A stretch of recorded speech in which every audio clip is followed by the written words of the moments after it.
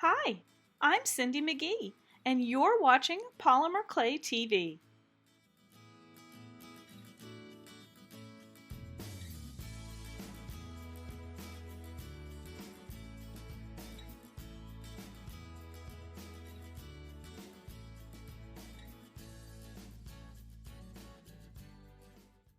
Today's veneer is inspired by this gorgeous fabric that I found on spoonflower.com. It's a pretty simple veneer to recreate, but the effects are quite eye-catching. Let's get started.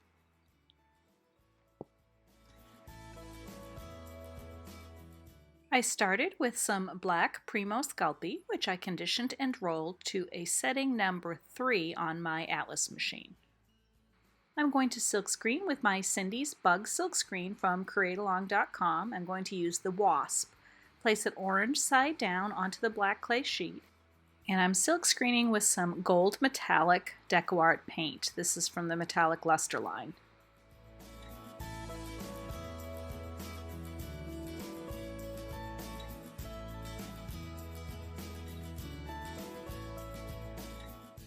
And here is your first wasp.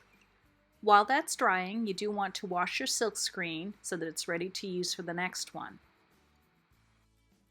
Now, following that original fabric for inspiration, I made a row of wasps in one direction along the top and let them dry, and then I'm going to go back and do a row of wasps in the center going in the opposite direction, and then I will do a third row of wasps on the bottom in the opposite direction again. So you're doing a reverse every other pattern with those golden wasps.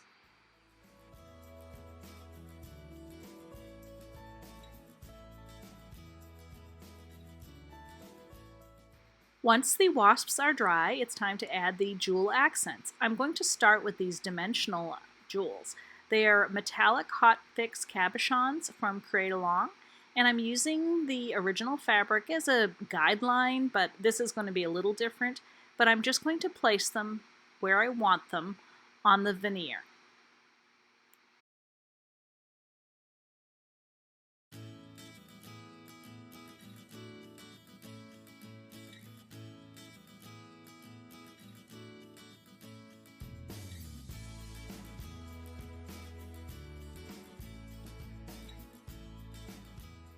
To add the rest of the shimmering jewel-toned dot accents, I'm using Deco Art's metallic paints. This is Dazzling Metallics Peacock Pearl, and I'm going to use a ball stylus. You can use either end. I'm going to use the smaller ball to start with.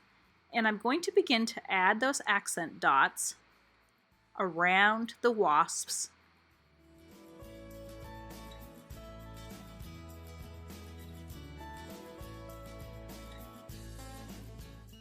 For the next dots, I'm going to be using Deco Art's Extreme Sheen, and this is Sapphire Blue.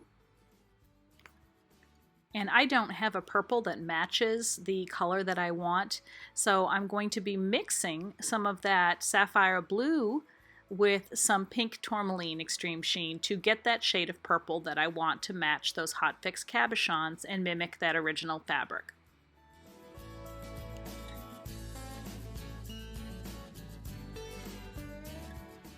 Continue outlining and creating your desired pattern on the black areas around the wasps with your 3 colors of paint using that ball stylus.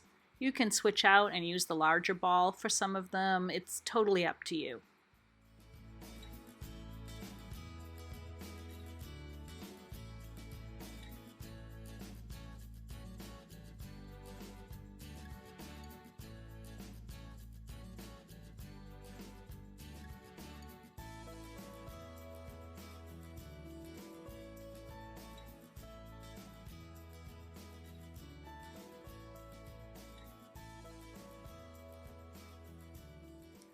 And there you go. Here is your finished veneer, ready to be made into jewelry or polymer trading coins or however you'd like to use it.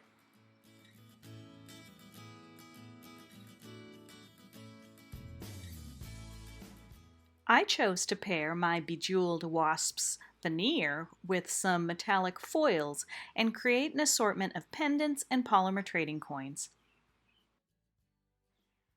For more inspiration, join our Polymer Clay Tribe Facebook page. Over 17,000 members sharing projects every day. For lots more creative polymer clay ideas, visit the Polymer Clay TV blog.